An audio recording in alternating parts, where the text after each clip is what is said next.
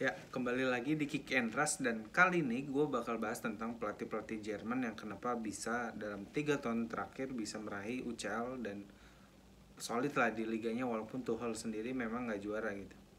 Jadi kenapa gitu ya?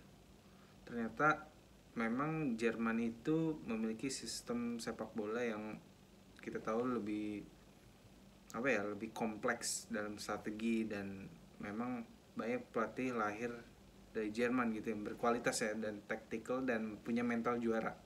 Kita lihat coba Jurgen Klopp, Julian Nagelsmann, Hansi Flick, Thomas Tuchel. Itu kan empat-empatnya pelatih yang memang punya kedewasaan dan memiliki tactical yang bagus. Sebenarnya kalau tim lo mau juara, sebenarnya gua prefer untuk ngambil pelatih yang tactical kayak gini, kayak empat pelatih ini.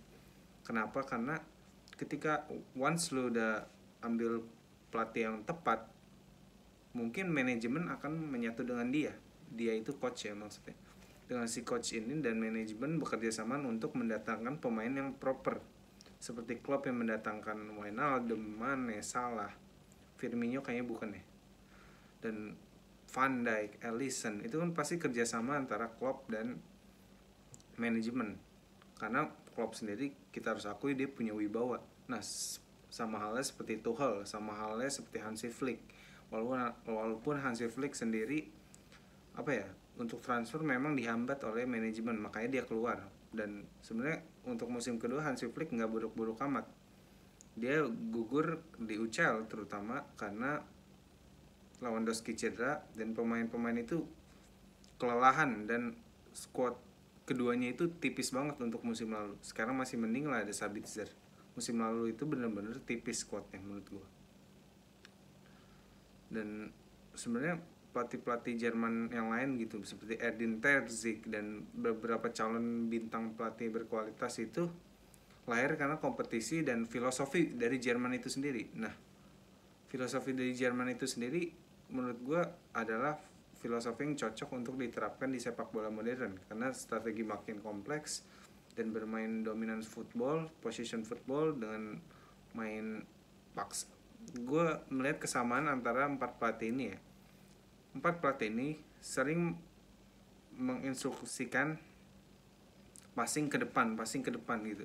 Ketika ada celah sedikit passing ke depan, walaupun menurut gue Chelsea ya, mungkin masih jarang-jarang untuk passing ke depan.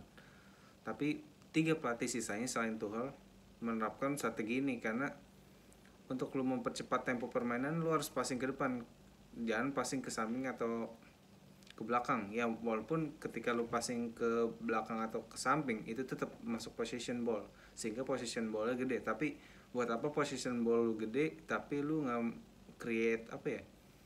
create goal. Lu juga possession game untuk menciptakan peluang dan mencetak gol.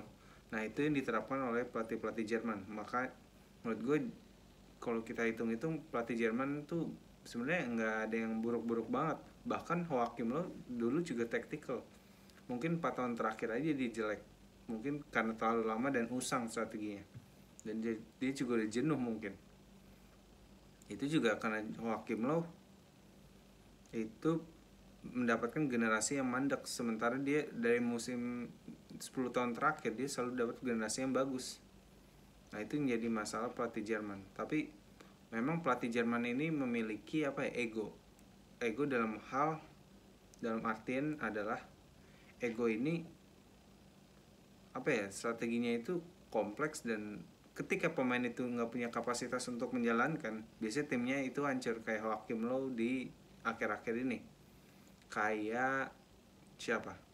Kayak Klopp ketika 2 tahun terakhir. Nah, ketika strategi ini nggak jalan dan pemainnya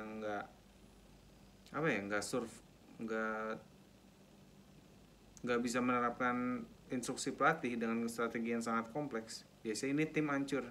Dan memang pelatih Jerman punya ego yang tinggi gitu, dengan tactical yang tinggi, sehingga nggak banyak pemain yang bisa menerapkan strateginya karena memang mungkin satu pemain itu bisa diinstruksikan 5-10 instruksi dalam satu match. Itu kan mungkin jadi kayak robot, tapi itu yang harus dilakukan oleh pelatih dan pemain itu sendiri untuk bekerja sama antara pemain dan pelatih. Nah Jerman ini pelatihnya kalau nggak salah ya, dalam 20 tahun terakhir itu ada pendidikan pelatih di Jerman sendiri, dan itu sejak kekalahan Jerman di tahun Euro 2000 dan itu ada pembibitan dari pemain muda dan pelatih dan staff-staff yang lain, sehingga Jerman itu bangkit dan akhirnya puncak generasinya pada 2014.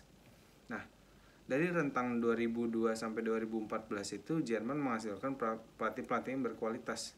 Biasanya memang pelatih-pelatih yang berkualitas itu lahir dari pemain-pemain yang memiliki kecerdasan, tapi memang untuk 4 atau 5 pelatih Jerman yang gue sebut tadi memang bukan pemain yang bagus, tapi dia bisa menyerap strategi dari akademinya waktu kecil sehingga bisa diadaptasikan kepada tim. Jadi sebenarnya kuncinya itu dari pelatih sejak dini, atau mungkin strategi yang lebih kompleks, sehingga sebenarnya kan Jerman itu strategi yang mengalir dengan zaman. Ketika memang zaman yang membutuhkan 3 back, ya kita jalankan 3 back seperti Joachim Low walaupun gagal. Ketika zaman memang membutuhkan untuk bermain 4-2-3-1 atau 4-5-1 atau segala macam, mereka jalankan karena sepak bola itu dinamis dan Jerman juga harus mengikuti. Sebenarnya Jerman itu sepak bola mirip-mirip Belanda ya, tentang possession ball juga, tapi Jerman adalah negara yang lebih besar dari Belanda menurut gue. Jadi sekian menurut gue ya, ketika lu mau juara, lu harus ambil pelatih yang berkualitas, baik itu dalam strateginya, dalam mentalnya. Ya, 2 aspek ini sih yang penting, strategi dan mental.